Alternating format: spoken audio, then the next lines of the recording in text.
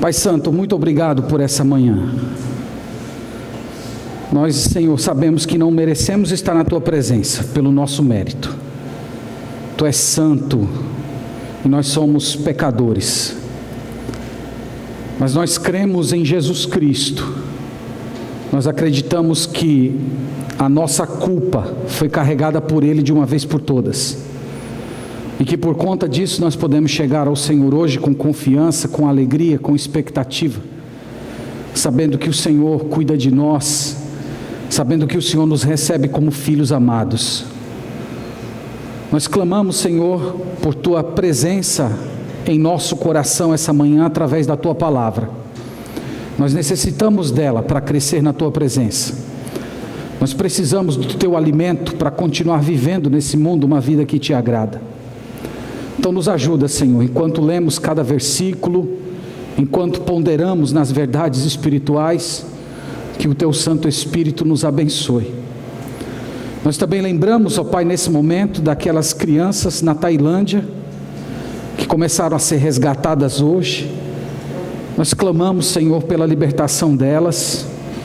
Pedimos que nenhuma vida venha se perder, que elas sejam restituídas à sua família, e elas venham, Senhor, também ter o privilégio de Te conhecer como Senhor e Salvador. Abençoa-nos essa manhã, no nome de Jesus. Amém. Amém. Vamos abrir, meus irmãos, em Gênesis 19 e em Romanos capítulo 11. Então você vai abrir duas passagens bíblicas e manter as duas abertas. E a gente vai tentar mostrar a relação entre elas.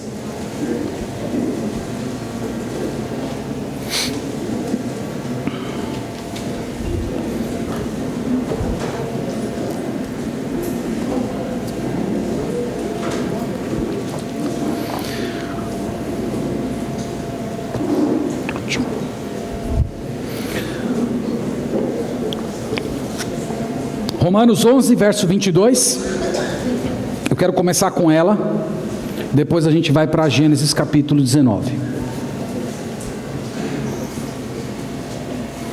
Em Romanos 11, 22, a gente vai obter o tema da nossa meditação, diz assim: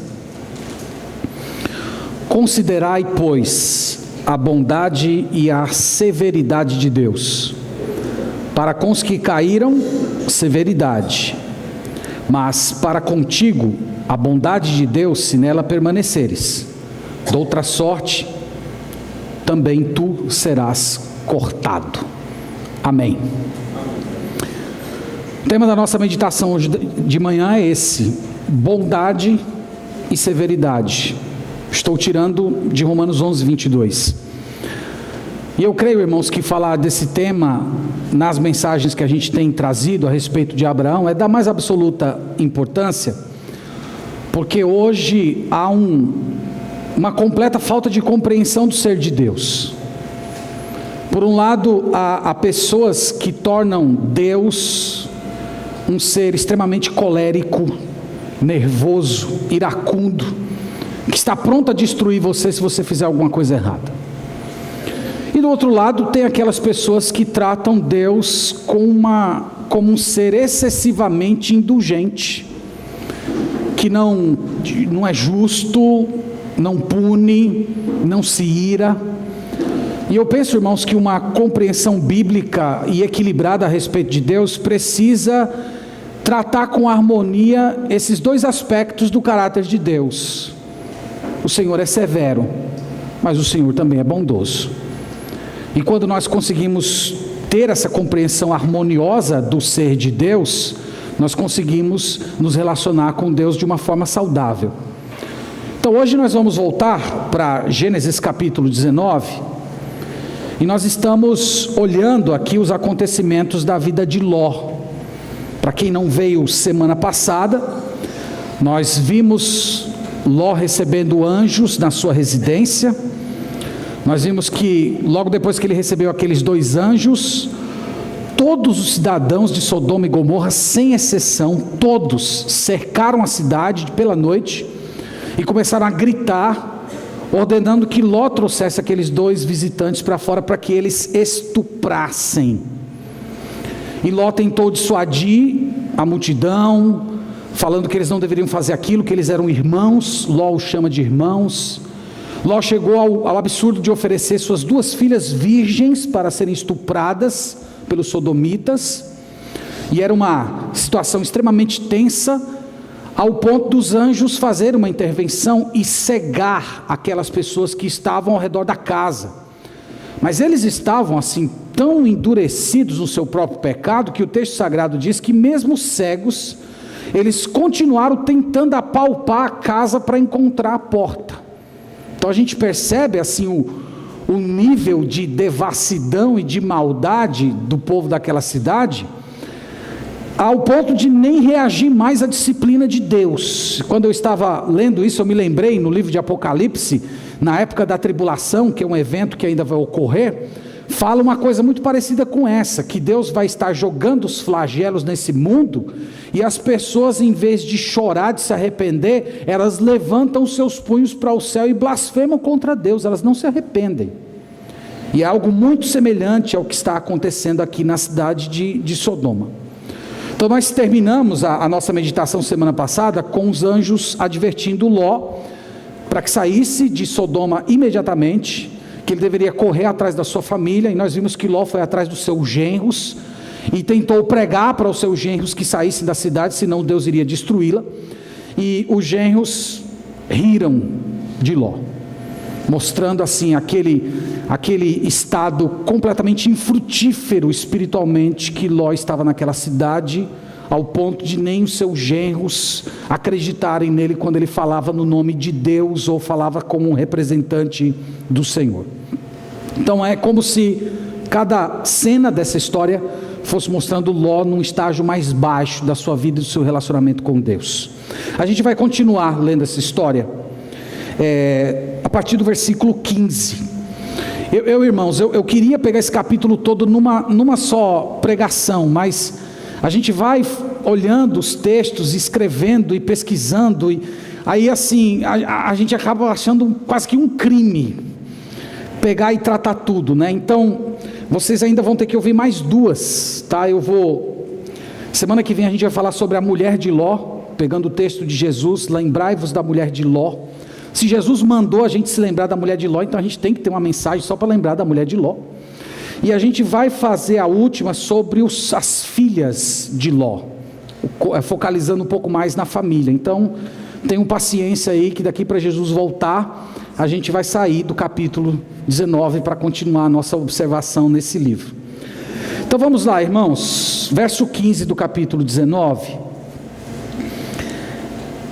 A gente vai fazer como temos feito, olhando verso por verso e parando. Verso 15 diz assim: ao amanhecer, apertaram os anjos com Ló, dizendo: levanta-te, toma a tua mulher e as tuas 2 filhas, que aqui se encontram, para que não pereças no caminho da cidade. Então a primeira cena é essa, Deus está, através dos anjos, expulsando Ló de Sodoma, está expulsando. Logo depois que, no encontro anterior, Ló se viu na presença dos seus genros, e ele tentou convencer os seus genros que eles deveriam sair daquela cidade imediatamente, e os genros riram. No verso seguinte a gente encontra Ló assim, inerte, completamente parado. É por isso que o tom de urgência na fala dos anjos, dizendo assim: levanta-te. Isso é aquele tom desesperador, é aquele grito que você dá para uma pessoa que deveria estar agitada, mas ela está completamente parada, como se nada tivesse acontecendo. Então pegue sua família, sai daqui, a cidade vai ser destruída. Só que essa ordem não surtiu muito efeito, a gente vê isso no verso 16. Como porém se demorasse, pegaram-no os homens pela mão, a ele, a sua mulher e as 2 filhas, sendo-lhe o Senhor misericordioso, e o tiraram e o puseram fora da cidade. Então vocês estão vendo que ele está lento, né? Esse inclusive é o significado da palavra demorasse, como se demorasse. A ideia é que os anjos estão falando: sai da cidade, e ele está lá, atrasado, demorado, esperando. É como, irmãos, tivesse uma parte dele que não quisesse sair dali, que estivesse acomodado àquela situação. Ele aqui está sendo lento quando ele deveria ser rápido. Imagine você ouvindo de Deus que daqui a 3 minutos vai ocorrer um grande terremoto na cidade de Salvador e todos os prédios vão ruir. O que você ia fazer? Então Ló está completamente parado. Aqui a gente percebe que essa convivência demasiada com as pessoas do mundo fez com que ele se tornasse um homem de caráter demorado, lento, procrastinador em servir e obedecer ao Senhor. E a lentidão dele é a tal ponto que os anjos precisam pegar pela mão. Imagina isso, não é só falar, os anjos pegam pela mão e saem quase que arrastando ele de dentro daquela cidade. E o autor faz questão de explicar o porquê aconteceu isso. O texto diz: sendo-lhe o Senhor misericordioso. É fantástico isso, porque ele está sendo lento, ele não está obedecendo, ele não tem prontidão em fazer a vontade do Senhor, e mesmo ainda por conta da sua misericórdia, e entenda-se aqui a palavra misericórdia como sendo sinônimo de amor, de generosidade, de bondade. Então Deus, na sua bondade, está obrigando ele, arrastando ele para fora daquela cidade. Irmãos, essa é uma das coisas maravilhosas da Escritura. Nós vemos aqui um homem lento em obedecer a Deus, um homem que havia se prostrado diante da situação daquela cidade, que se tornou inerte na vida espiritual, que se tornou infrutífero, mas ainda assim Deus continua amando esse sujeito.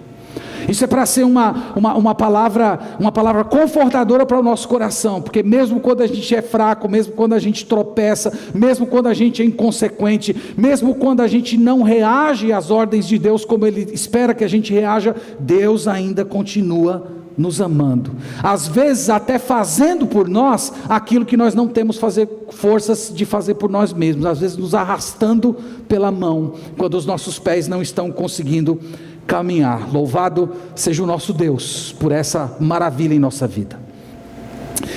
Verso 17: havendo-os levado fora, disse um deles: livra-te, salva a tua vida, não olhes para trás, nem para em toda a campina, foge para o monte, para que não pereças. Aqui, irmãos, a advertência do anjo é como se estivesse dizendo assim: não adianta você olhar para trás, não adianta você ficar olhando para aquilo que você está perdendo. O único bem que você vai levar de Sodoma é a sua própria vida. Não adianta olhar para trás, não adianta se lamentar. Essa ordem aqui, não olhar para trás, não entenda simplesmente como fazer esse gesto aqui de virar a cabeça. Muita gente às vezes pensa nessa ordem aqui meio como aquele ser da mitologia grega, a Medusa. Vocês já lembram da Medusa, que tem uns cabelos assim com cobra, que as pessoas quando iam olhar para ela tinham que olhar através do espelho, não podia olhar direto, senão virava estátua de pedra. Tem muita gente que pensa que é isso, que se olhasse aconteceria quase como se estivesse vendo uma medusa. Não é essa a ideia. O conceito aqui de olhar para trás é muito mais interno do que o simples olho. É a ideia de ter o coração na cidade, é a ideia de estar lamentando aquilo que perdeu, é a ideia de estar tão envolvido emocionalmente com aquele povo, com aquela cidade, com aqueles processos, que sair de lá significasse uma perda muito grande, como se não tivesse alegria em Deus, mas entendesse que a sua alegria estava sendo queimada naquele momento, naquela cidade. Essa é a ideia do texto, é ter o coração na cidade em vez de ter o coração no Senhor.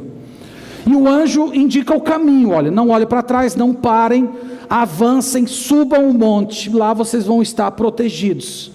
Mas aqui, no meio dessa agonia, eu acho que deve ter sido uma coisa muito, muito agoniante, o Ló ainda faz um pedido que parece meio estranho para a gente. É o verso 18 até o verso 20, olha o pedido dele. Respondeu-lhes Ló: assim não, Senhor meu, eis que o teu servo achou mercê diante de ti, e engrandeceste a tua misericórdia que me mostrasse, salvando minha vida. Não posso escapar no monte, pois receio que o mal me apanhe e eu morra. Eis aí uma cidade perto para a qual eu posso fugir, e é pequena. Permite que eu fuja para lá, porventura não é pequena? E nela viverá a minha alma. Então, irmãos, a gente vai olhando essa narrativa e a gente vai achando tanta coisa estranha.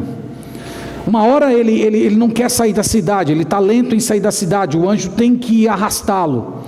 No outro momento ele já está fora da cidade, o anjo manda ele subir para o monte, ele diz: não, Senhor, assim não. Se eu for, provavelmente a destruição vai me alcançar. Vai cair algum meteoro na minha cabeça e alguma coisa vai acontecer. Assim não, deixa eu ir para uma cidade. E essa cidade aqui era uma das 5 cidades, ela é mencionada no capítulo 14, como sendo uma das 5 cidades que faziam parte daquele vale onde estava Sodoma e Gomorra. E aqui a gente percebe um pouco mais do coração do Ló. Ele resiste em ser um peregrino. Enquanto Abraão é aquele ser que para ele não tem nenhum problema em ele estar num lugar distante de todas as civilizações, distante do mundo daquela época, com o seu altar na presença do Senhor, adorando ao Senhor, armando suas tendas de lugar em local, Ló ele resiste a essa ideia, ele não quer isso, ele quer a segurança de uma cidade, ele quer uma cidade que tenha muros, ele quer estar no meio das pessoas, ele insiste em continuar formando a família dele no meio dos ímpios. E ele pede ao Senhor: não, Senhor, não faça isso, não faça isso, deixa eu ir para a cidade de Zoar, é uma cidade pequena. E quando ele repete essa ideia de que a cidade é pequena 2 vezes, é como talvez ele estivesse dizendo: essa cidade ainda não é tão pecadora assim, os pecados dela ainda não chegaram à medida de Sodoma e Gomorra. E o que é que Deus faz, né? Deus é um ser maravilhoso, Deus simplesmente... ele condescende. Verso 21. Disse-lhe: quanto a isso estou de acordo, para não subverter a cidade que acabas de falar. Veja, irmãos, o tamanho da condescendência de Deus. Deus está dizendo: essa cidade também estava lá na minha listinha, mas por causa da sua oração eu não vou subverter essa cidade, eu vou conservá-la por causa da sua presença lá. Lembra do diálogo que Deus teve com Abraão, dizendo que se tivesse pelo menos o número de justos mínimo, Deus não iria punir. Quem sabe Deus não está fazendo isso aqui. No verso 22, Deus, através do anjo, diz: apressa-te, refugia-te nela, pois nada posso fazer enquanto não tiveres chegado lá.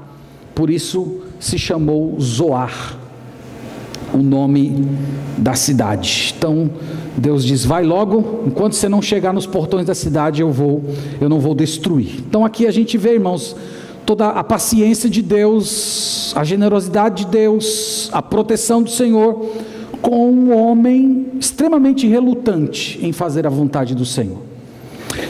A próxima cena, Deus destrói as 2 cidades. Irmãos, é uma das cenas mais fortes que nós temos na Bíblia. Verso 23. Saía o sol sobre a terra quando Ló entrou em Zoar.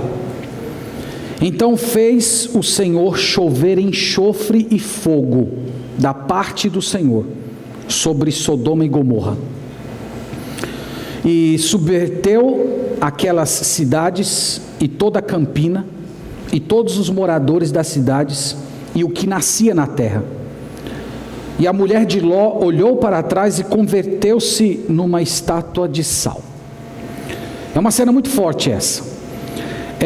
Historiadores, arqueólogos, cientistas, teólogos, cristãos, judeus, eles têm tentado se dedicar a estudar e procurar compreender o que foi que aconteceu naquela região.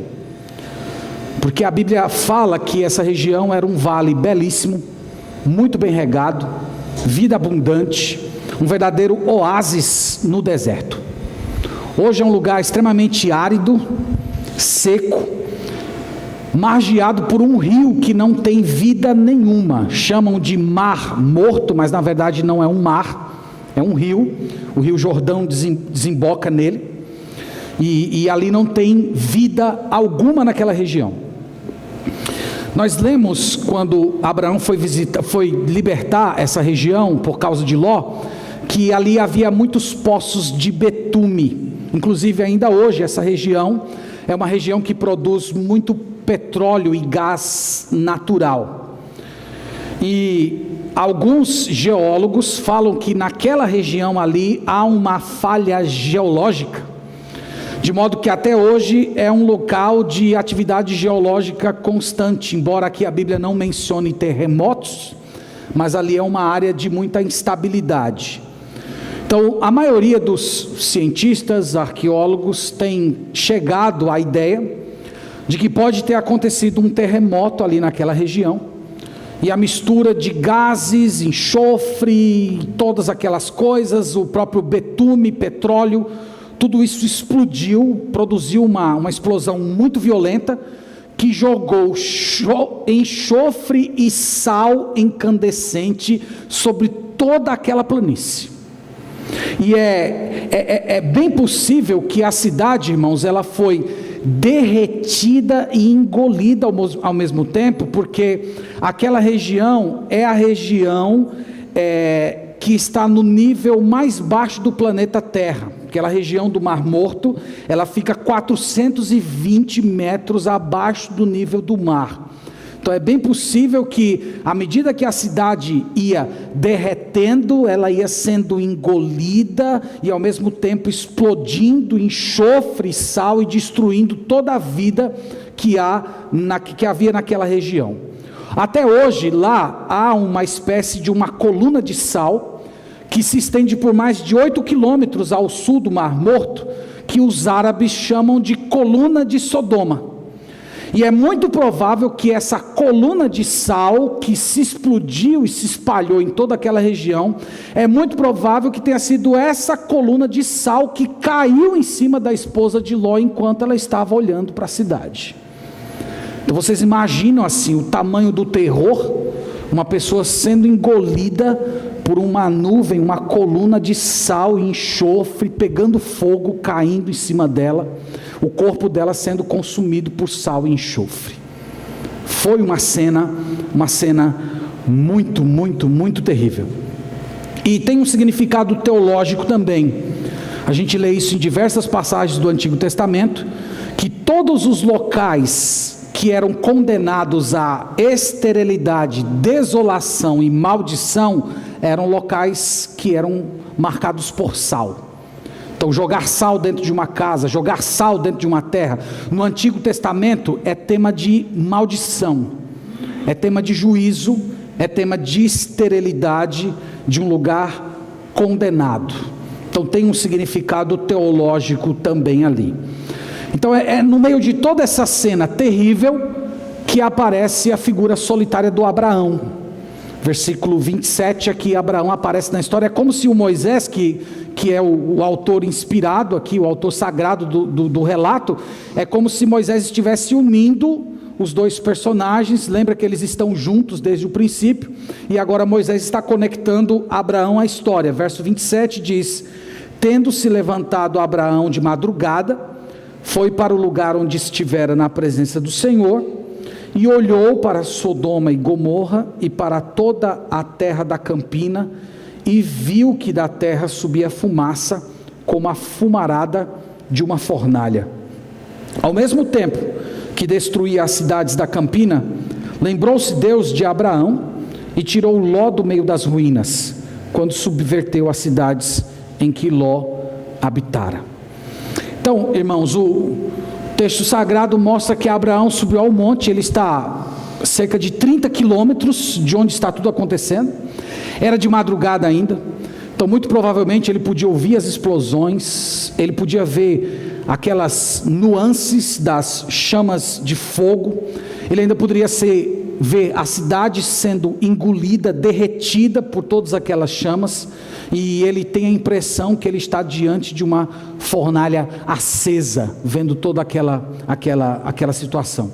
Eu esqueci de mencionar para vocês, mas há uma profecia em Ezequiel capítulo 47, você pode olhar depois, do verso 1 ao verso 12, que fala que um dia o mar morto terá água doce de novo e terá vida. Na época do milênio, o texto sagrado fala que do templo vai sair um rio, e esse rio vai crescendo até desembocar no Jordão, consequentemente no Mar Morto, e o Mar Morto, aquela região ali, vai voltar a ter vida, para vocês verem que Deus ele está num processo de resgate da nossa criação. Então o texto fala que Abraão contemplou tudo isso, ele teve a sensação de estar diante de uma fornalha, e o autor sagrado, que no caso é Moisés, ele faz questão de mencionar o porquê Deus libertou Ló, o porquê Deus foi misericordioso com ele, porque Deus arrastou ele pela mão. Versículo 29 diz: ao tempo que destruía as cidades da campina, lembrou-se Deus de Abraão e tirou Ló do meio das ruínas, quando subverteu as cidades em que Ló habitara. Aqui a gente poderia dizer que é a segunda vez que Abraão está salvando Ló. A primeira vez Abraão pegou na espada e foi até a região lutar contra os reis e libertar Ló, seu sobrinho. Aqui Deus libertou Ló através de Abraão, mas Abraão não pegou na espada dessa vez. Abraão estava em oração, em intercessão, e aqui Ló estava sendo salvo por Abraão de novo, e Ló nem sabia, Ló nem tinha consciência disso. Isso ocorre muito em nossas famílias, quando Deus abençoa os entes da nossa família por causa da fé daqueles que estão no meio daquela família e creem no Senhor Jesus. Então tem familiares seus que estão sendo abençoados pelo amor que Deus tem a você. Glória a Deus por isso. Pois bem, irmãos, vamos tirar algumas lições aqui dessa passagem. Semana que vem a gente dá uma olhada especial para a esposa do Ló. A primeira lição eu já mencionei durante a exposição. Deus é amoroso, misericordioso, generoso conosco, apesar das nossas muitas fraquezas, pecados e inconsistências. Semana passada nós lemos 2 Pedro capítulo 2 versículo 7, passagem que chama Ló 3 vezes de justo, e livrou o justo Ló, esse homem que tinha uma alma justa, ele que vivia todos os dias atormentado, o texto diz que ele vivia angustiado, sofrendo com os pecados que ele via naquela sociedade. Mas ao mesmo tempo que ele tem uma alma justa, e entenda, justo aqui não no sentido de pureza, mas justo no sentido de justificado por Deus, como nós somos justificados hoje pela fé, entende-se justo nisso? Então, embora sendo justificado, ele era um homem constante, ele era um homem lento em servir a Deus, ele era um homem que conhecia o Senhor, mas ele andava com o Senhor até certo ponto. Ele era um homem dividido, ele queria o reino de Deus, ele queria ser justo aos olhos de Deus, mas ao mesmo tempo ele queria explorar todas as possibilidades de relacionamento, de negócios que Sodoma proporcionava a ele. E como é que Deus o tratou? Deus foi paciente, Deus foi generoso, Deus foi salvador. Deus nos ama de um modo perfeito, apesar das nossas imperfeições. Isso, irmãos, é a graça de Deus. Deus cuidando da gente, Deus puxando a gente pela mão, Deus nos restaurando, Deus nos protegendo quando nós achamos que nem estamos precisando de proteção. Nosso Deus é desse jeito. E a questão é, por que Deus nos trata assim? Por que Deus porque Deus arrastou somente Ele pelas mãos? Porque Deus não arrastou as outras pessoas? Por que Deus continua nos amando quando nós pecamos? A grande explicação está em Jesus. Deus é generoso conosco por causa de Jesus, por conta daquilo que Cristo fez. Deus, ele se satisfaz com o comportamento do seu Filho. Deus, ele se satisfaz com a obediência de Jesus e não com a nossa obediência. E ele só faz esse tipo de coisa porque no ato do Calvário, as nossas desobediências foram lançadas sobre Jesus, e a obediência pura e verdadeira de Jesus foi lançada sobre nós. E é por isso que, mesmo sendo pecadores hoje, Deus nos trata como justos. Deus nos vê como justos por causa daquilo que Cristo fez. Então aqui nós temos sobretudo uma lição de segurança de salvação. Deus vai garantir que você herde a vida eterna, apesar das suas imperfeições. Deus vai conduzir você até o fim. Nenhum daqueles que são de Jesus vão ficar caídos pelo meio do caminho por causa de Jesus Cristo. E isso, meus irmãos, tem que produzir em nós gratidão, humildade, alegria. Não é para produzir em nós aquele senso de irresponsabilidade, de que eu posso viver do jeito que eu quiser, mas é para produzir na gente aquele comportamento semelhante ao da mulher pecadora, que, perdoada por Jesus, ela vai aos pés de Jesus, lava os pés de Jesus com as suas lágrimas e enxuga com os seus cabelos. É para produzir em nós esse tipo de sentimento. É para produzir em nós sentimento de oração, de dobrar o nosso joelho e dizer: obrigado, Senhor Jesus, porque o Senhor obedeceu de forma perfeita ao Pai. Eu não consigo obedecer a Deus de forma perfeita, mas eu agradeço a Ti, Jesus, porque Tu fez isso por mim. Espírito Santo, eu agradeço a Ti, Espírito Santo, porque um dia na minha história, Tu pegaste a perfeição, a obediência plena de Jesus e colocou na minha vida, e pegou a minha desobediência e colocou sobre Ele. É para a gente dobrar o nosso joelho e dizer: Pai, eu agradeço porque Tu aceitaste a condenação de Jesus como sendo a minha. Então é por isso que Deus é generoso, é por isso que Deus é bondoso. É por isso que nós começamos lendo Romanos 11, 22, considerai portanto a bondade de Deus. Olha a bondade de Deus aqui. A bondade de Deus é tratar-nos como justos e nos livrar da destruição, apesar das nossas muitas fraquezas. Então glorifique ao nome do Senhor por isso. Não deixe de reconhecer essa graça de Deus em sua vida. Segunda lição: cuidado com a relutância em servir a Deus. Nós vimos que Ló reluta, é lento. O anjo manda ele sair de casa, ele fica lá sentado. O anjo se apressa, levanta. Ele não se levanta. O anjo tem que pegar ele pela mão, arrastar ele para fora da cidade. E depois de levar para fora da cidade, manda ele para o monte. Ele diz: não, para o monte não, para o monte eu não quero. Tem muita gente que vive desse jeito, relutando em servir a Deus, empurrando. Gente que sabe o que Deus requer de você. A palavra de Deus já falou, o Espírito Santo já incomodou seu coração, e você continua empurrando, deixando para depois, achando que você pode adiar mais um pouco, e cultivando pecados no coração, preguiça, mentira, orgulho, ira, impaciência, egoísmo, adiando a vida espiritual, achando que a vida com Deus é algo que sempre pode deixar para depois. Irmãos, a vida desse homem está como um testemunho vivo para a gente do que a relutância pode produzir na sua vida. A relutância pode destruir você. A relutância pode privar você de diversas bênçãos de Deus. Você não vai ser uma pessoa plena nesse mundo enquanto você continuar seguindo Jesus Cristo de longe.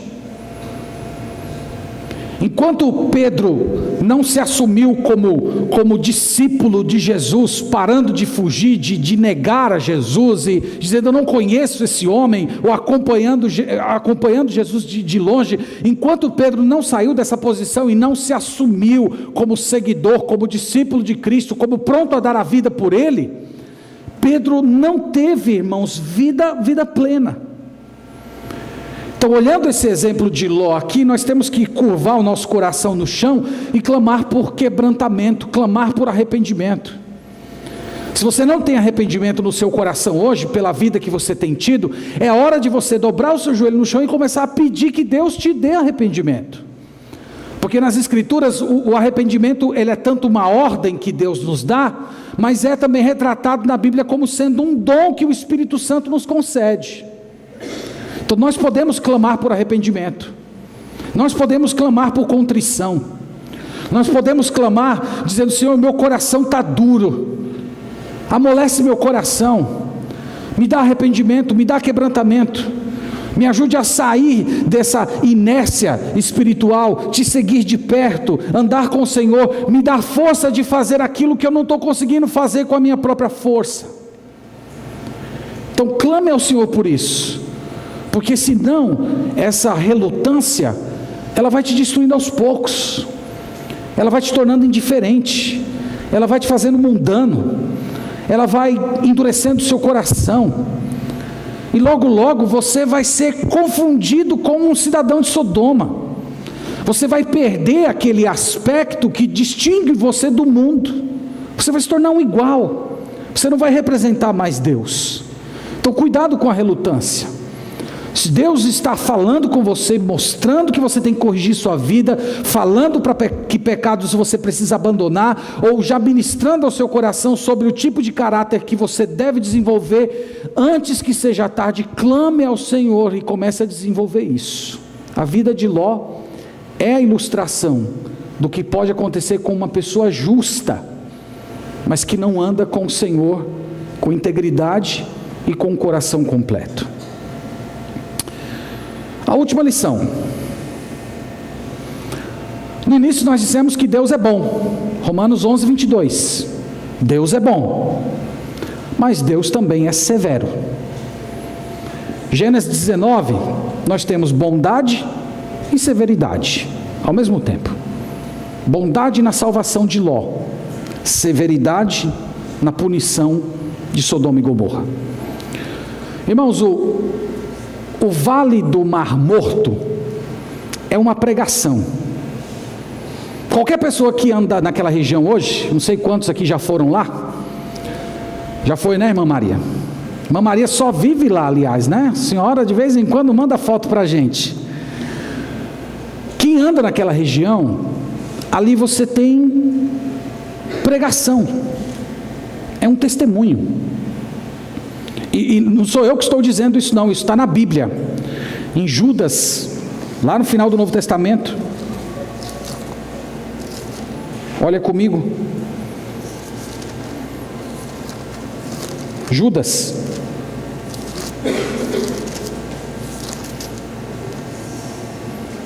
é uma carta de único capítulo, verso 7.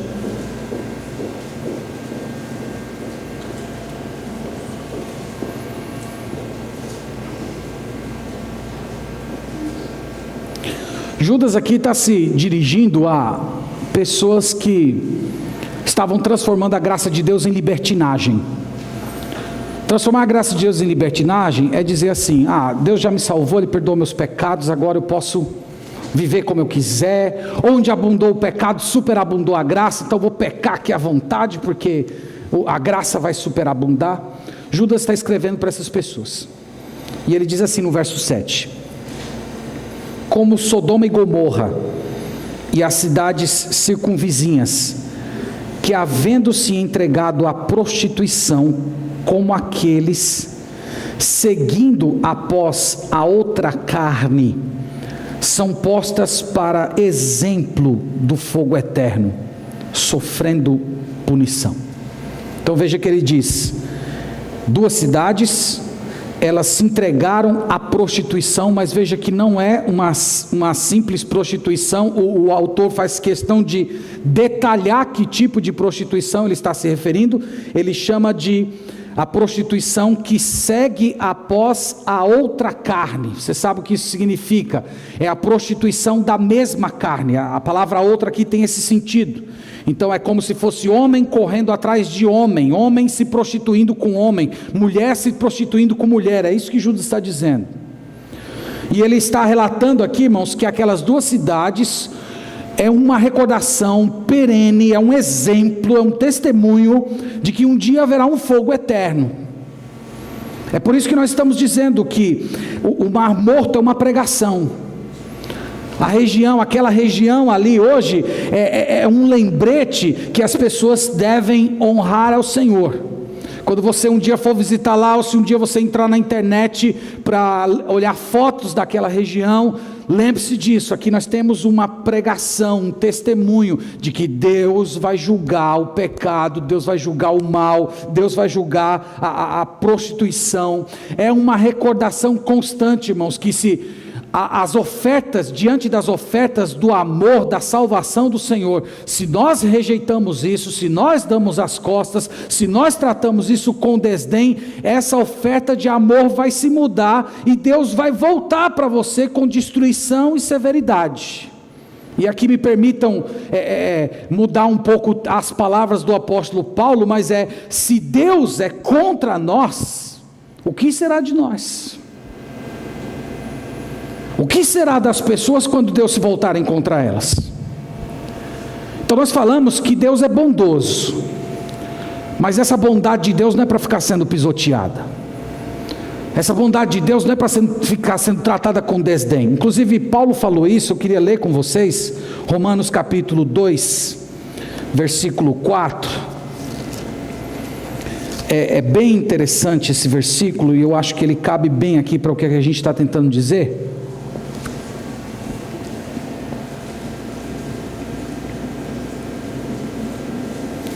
Romanos capítulo 2, verso 4.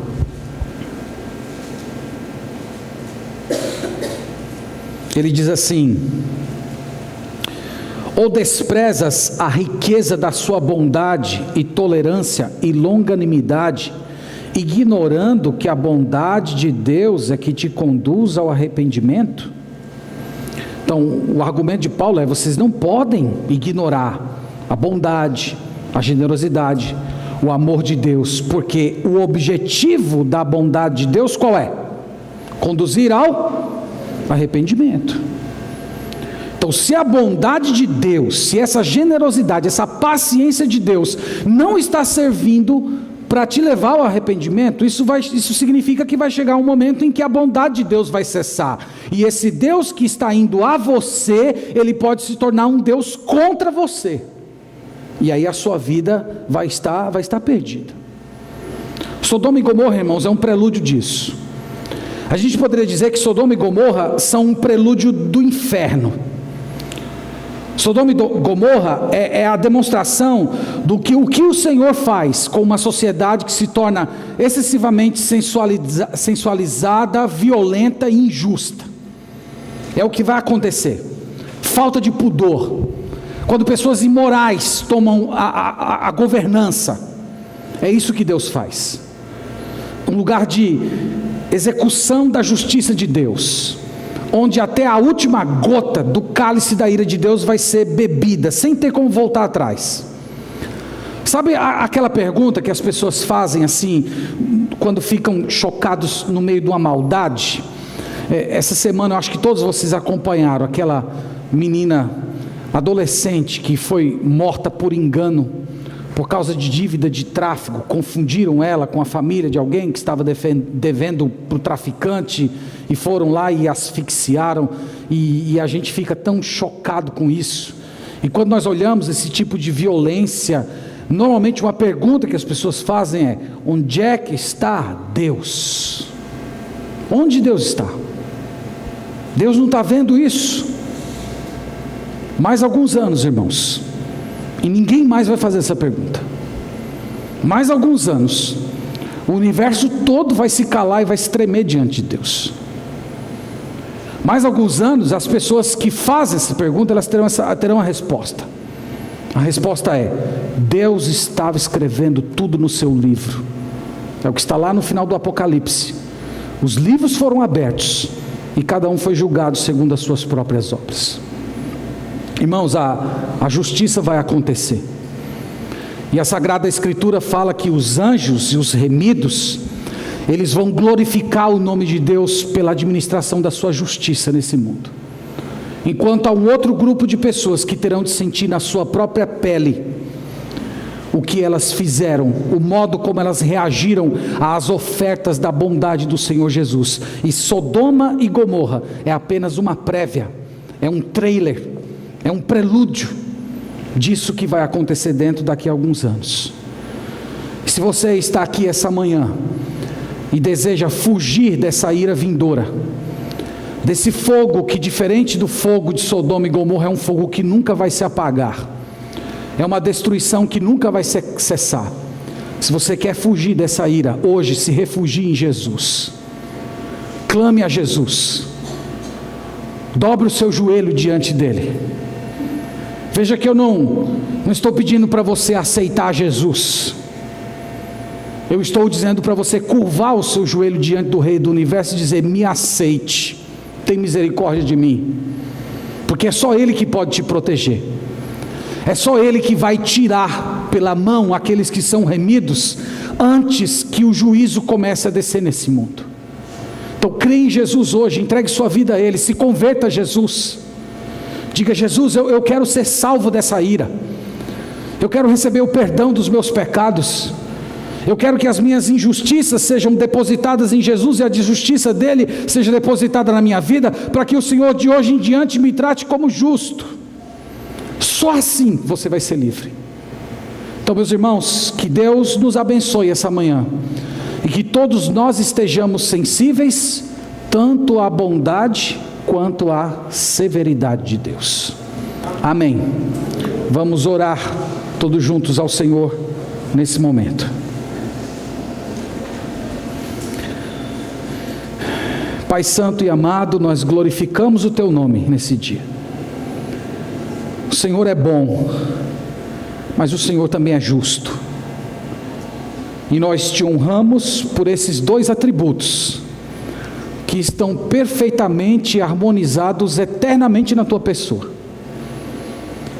e nós nos refugiamos na tua bondade, agradecendo por essa generosidade maravilhosa que nos faz filhos de Deus, que perdoa os nossos pecados, que lança a justiça de Cristo na nossa conta. Mas nós também, Senhor, queremos ser sensíveis à tua severidade.